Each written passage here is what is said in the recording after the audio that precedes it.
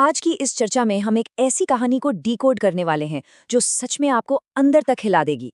कोई आम कहानी नहीं है ये बात है उस जबरदस्त जज्बे की जहां एक माँ अपने बच्चे के भविष्य के लिए लिटरली अपना सब कुछ दांव पर लगा देती है।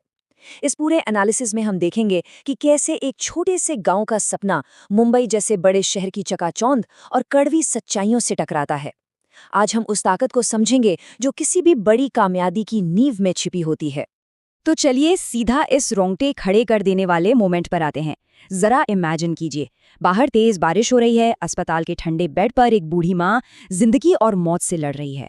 और ठीक उसी पल दूसरी तरफ उसकी बेटी एक विशाल चकाचौंध से भरे स्टेज पर खड़ी है और उसके दिमाग में बस एक ही बात चल रही है, माँ आज आपका सपना अधूरा नहीं रहेगा। मतलब ये जो कॉन्ट्रास्ट है ना, ये इस पूरी कहानी की जान है। पर सवाल ये है कि आखिर बात यहाँ तक पहुंची कैसे। तो सबसे पहले चलते हैं कहानी के एकदम शुरुआती हिस्से पर, जहां से इन सपनों ने जन्म लिया। अब देखिए, रामपुर गांव की जो जमीनी हकीकत थी और सरस्वती की जो आकांक्षाएं थी, उनमें जमीन आसमान का फर्क था। एक तरफ एक छोटा सा मिट्टी का घर जिसकी छत से बारिश में पानी टपक रहा है, भयंकर गरीबी है, और दूसरी तरफ सपना क्या है, अपने बेटी गुड़िया को देश की सबसे बड़ी और कामयाब सिंगर बनाने का। असल में सरस्वती खुद बहुत अच्छा गाती थी, लेकिन गरीबी की मार ने उसके सपनों को कभी पनपने ही नहीं दिया। इसलिए दिन भर खेतों में कमर तोड़ मेहनत करने के बाद वो अपनी बची खुची सारी ताकत सिर्फ और सिर्फ गुड़िया को संगीत सिखाने में लगा देती थी। सरस्वती का अपनी बेटी से हमेशा यही कहना था कि सुर दिल से निकलना चाहिए बेटी, क्योंकि आवाज तो ऊपर वाला सबको देता है। हर शाम की ये रियाज उनकी रूटीन बन गई थी। गुड़िया अपनी माँ की आंखों में थकान तो साफ देखती थी, लेकिन आपको पता है, उस थकान के पीछे सपनों की जो चमक थी ना, वो कभी फीकी नहीं पड़ी। अब एक रियलिटी चेक। जब आप जमीन पर रहकर आसमान की बातें करते हैं तो दुनिया आपको आसानी से जीने नहीं देती। गांव वालों का लगातार मजाक उड़ाना आम बात थी। हद तो तब हो गई जब गुड़िया ने स्कूल के कंपटीशन में इतना बेहतरीन गाया कि सब हैरान रह गए। लेकिन तारीफ की बजाय एक अमीर लड़के की माँ ने ताना मार दिया कि ये गरीब लोग बस हमदर्दी बटोरने के लिए गाते हैं। सच कहूं तो इस एक ताने ने गुड़िया को अंदर से तोड़कर रख दिया। वो बहुत रोई। उसे लगने लगा कि शायद ये गरीबी उसे कभी आगे नहीं बढ़ने देगी। लेकिन यहीं पर एक बड़ा टर्निंग पॉइंट आता है। रोती हुई गुड़िया को सरस्वती ने एक ऐसी बात कही जिसने सब कुछ बदल दिया।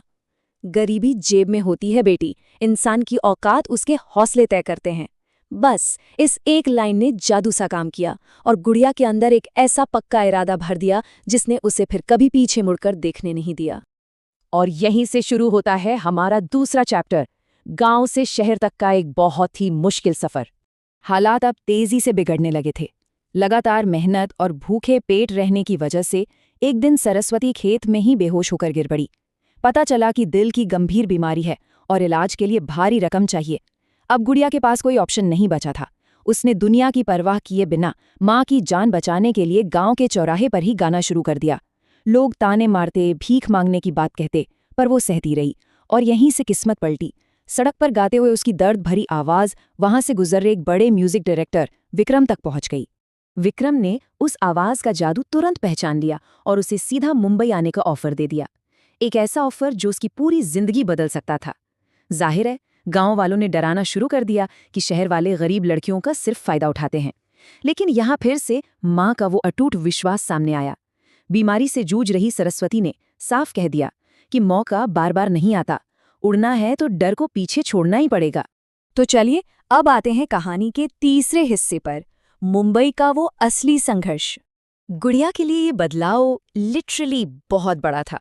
कहाँ वो मिट्टी के घरों और छोटी सोच वाला गांव, और कहाँ ये महानगर, ऊंची इमारतें, सुपरफास्ट लाइफ और हर रोज हजारों सपनों की भारी भीड़। माहौल पूरी तरह से बदल चुका था। लेकिन इसका ये मतलब बिल्कुल नहीं था कि स्ट्रगल खत्म हो गया, बल्कि सच तो ये है कि स्ट्रगल अब एक नए और क्रूर तरीके से सामने आ रहा था। मुंबई की वो कड़वी सच्चाई अब सामने आने लगी। गुड़िया ने ढेरों ऑडिशंस दिए, लेकिन हर जगह से रिजेक्शन। और पता है रिजेक्शन क्यों मिल रहा था? उसकी आवाज की वजह से नहीं। इंडस्ट्री वालों का कहना था कि वो गांव की लगती है, उसका लुक नहीं बिकेगा, उसे पहले मॉडर्न बनना होगा। ये बातें इतनी सतही और खोखली थीं कि गुड़िया पूरी तरह टूट गई। कई रातें उसने भूखे पेट गुजारी। एक रात तो ऐसी आई जब वो रेलवे स्टेशन पर बैठकर बस हार मान लेने ही वाली थी। तभी बिल्कुल सही वक्त पर माँ का फोन आता है। सरस्वती ने फोन पर बस इतना कहा, जिस दिन तू टूट गई ना, उस दिन मेरा सपना मर जाएगा। इस एक लाइन ने उस स्टेशन पर बैठी हताश लड़की के अंदर जैसे फिर से आग लगा दी। गुड़िया उठी, उसने फिर से कोशिश शुरू की, छोटे छोटे स्टेज शोज किए और फाइनली सोशल मीडिया पर उसका एक वीडियो वायरल हो गया। रातों रात लाखों लोग उसकी आवाज के दीवाने बन गए। लेकिन कहानी अभी खत्म नहीं हुई है।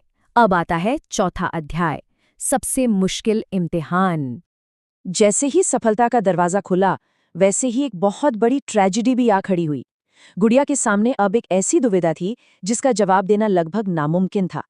एक तरफ देश के सबसे बड़े सिंगिंग रियलिटी शो का फिनाले था, जहां जीतने पर एक बहुत बड़ा कॉन्ट्रैक्ट मिलने वाला था, और ठीक उसी दिन गांव में मां की तबीयत इतनी बिगड़ गई कि उन्हें तुरंत अस्पताल में भर्ती कराना पड़ा।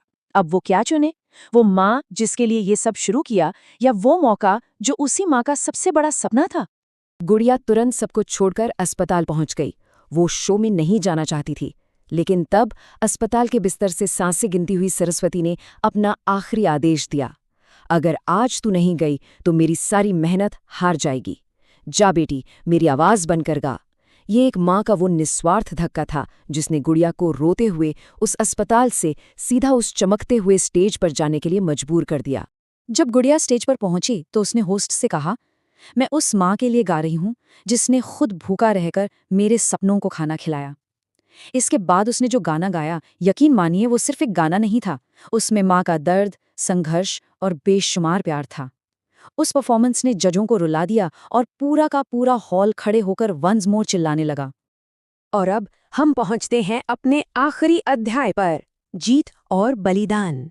स्टेडियम में जीत का जश्न मन रहा था, लेकिन इसके पीछे एक खामोश त्रासदी चल रही थी। परफॉर्मेंस खत्म होते ही गुड़िया को अस्पताल से घबराहट भरी कॉल आती है। वो बदहवास होकर भागती हुई अस्पताल पहुंचती है।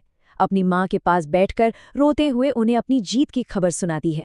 सरस्वती हल्की सी मुस्कान के साथ अपनी आंखें खोलती है और कहती है, सपने कभी अधूरे नहीं रहते बेटी, अगर उन्हें पूरा करने वाली औलाद सच्ची हो। और बस ठीक इसी पल उसका हाथ हमेशा के लिए ढीला पड़ जाता है। गुड़िया की दर्दनाक चीख पूरे अस्पताल में गूंज उठती है।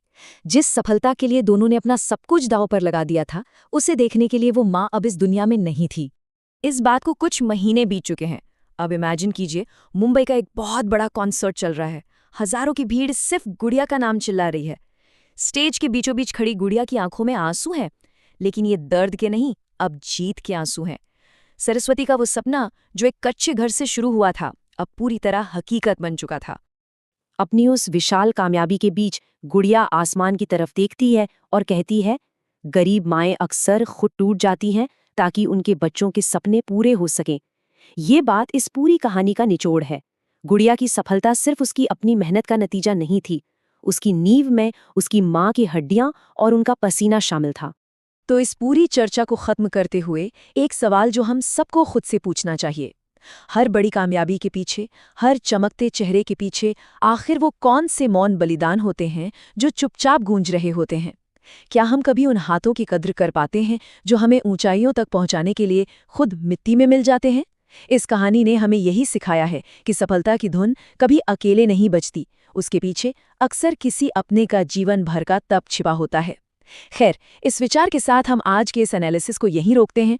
बहुत कुछ सोचने पर मजबूर कर देती है ये बात, है ना?